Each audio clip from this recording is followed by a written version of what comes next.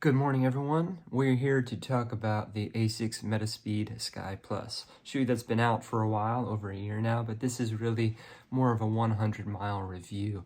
I have used this shoe to compare other super shoes in the past, notably the ASICS Metaspeed Edge Plus, which is one of my favorite Go Fast shoes. And as similar as those shoes are, there are some notable differences. I was wearing this shoe yesterday when I was pacing the Huntersville Half Marathon. Here's my sweatshirt for that. Another good reason to do that race is you have the option of getting a nice hoodie instead of another technical shirt. And the hoodies are great.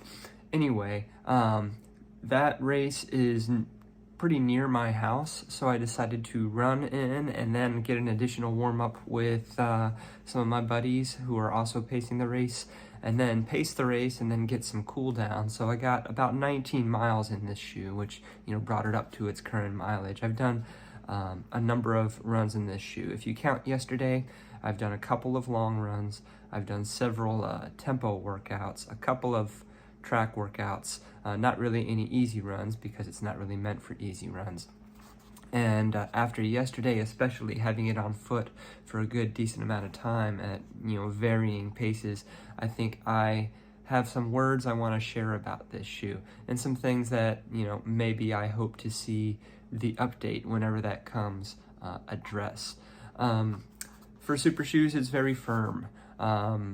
I know we don't usually talk about Pebax shoes being firm, responsive, definitely, but it's among the firmer of the Pebax shoes. This Flight Foam Turbo Compound, I'll just say I didn't feel as comfortable in it at the end of the day as I would some of the other shoes. Now, the reason I wore this shoe was a couple reasons. One, I hadn't worn it in a little while, and it is a fun shoe to run in, so I wanted to get it back on my feet. Two, it matched so well with the Rabbit Shorts kit that I was wearing, so I couldn't, not look good as a pacer. But I think it's a shoe that is best meant for faster efforts, much like its sister shoe, the Edge Plus. The Edge Plus I tend to get along better with. Well, I am a cadence runner, so that means when I increase my pace, I increase my cadence. I'm usually at 185, 186 when I'm running easy, and then I'll get up into the 190s, maybe even close to 200 when I'm running quickly. I have a short stride, and I have a high cadence, mainly because I have short legs. So this shoe is designed for cadence runners, and whether that's why I like it better or not, it tends to treat me better. Also, the plate scoops down lower in the Edge Plus, whereas in the Sky Plus that we're talking about today, the plate, if you can tell the line in the Flight Foam Turbo, stays pretty high, and it has a scoop toward the end for toe off, so it's pretty close to the foot. And I could feel by the end of yesterday that the plate was pretty close to the foot. Wasn't really a problem cruising at 650 pace because I was pacing the 130 half marathon group. But even at 650 pace, I think this shoe does better when it goes faster. And I do kind of elongate my stride when I'm in this. It's not really a natural choice for me. It's still a fun shoe to run, and it's not bad. I think any cadence or stride runner can run in the Metaspeed Sky Plus, and any cadence or stride runner can run in the Metaspeed Edge Plus. You just might favor one over the other. Durability wise, after 100 miles, very good. This rubber is not going anywhere, and when you look at where I usually wear my midsoles down, I think this is mainly cosmetic. Any Peba midsole is going to kind of have that shell that cracks right there, but that's really cosmetic. And if you look at it versus some of the shoes that have fewer miles, it looks a lot better than what I think is probably my favorite race shoe, which is the Endorphin Elite by Saucony, with more than twice the miles on it.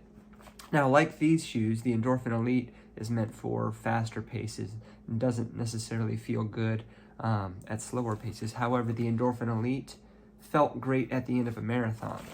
I don't think I could imagine running a marathon in this. I think 10K, half marathon, maybe 5K, but I'd probably wear something like the Edge Plus for that. I think what I should have worn yesterday would have been either of these two shoes. The Adios 3 by Adidas, which favors marathon and half marathon and longer times on foot, not so much the shorter distance. Also is very durable. This Light Strike Pro, it just seems to get better with age. Or the Saucony Endorphin Pro 3, which is a very forgiving, just softer, very reboundy form of PBA foam in the Power Run PB.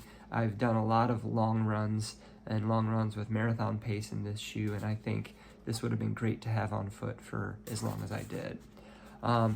Would have even done this shoe. I think the Hoka Rocket X2, which is kind of my second favorite race shoe, would be a good middle ground between the Metaspeed Sky Plus or Edge Plus and the Endorphin Elite, as in a shoe you could race in, get some fast training in, and possibly use as a long run. First time I ran in this shoe was a 17-mile run with some mixed paces in it, and it performed really well. But I kind of want to save this one for races and key workouts. So, moving forward, again, if you haven't seen earlier talks about this shoe, I size up a half size in it. Some people don't need to. I think it's right between my regular size and a half size up, ideally. Moving forward, I'm going to be using this for shorter workouts, tempo workouts, and maybe some shorter races, but I've probably got some other shoes I'd reach for in the meantime. It just tires out my foot a little bit more. And I'm hoping that the Metaspeed updates that ASICS has, hopefully coming in the 2024 year, have a little bit more forgiving of a compound of Flight Foam Turbo. And I hear on the grapevine that that's kind of what we're looking at. So we will see. Thanks for watching my shoe talk. Next time, guys. Don't forget to like, subscribe, or share, and ding the bell for notifications.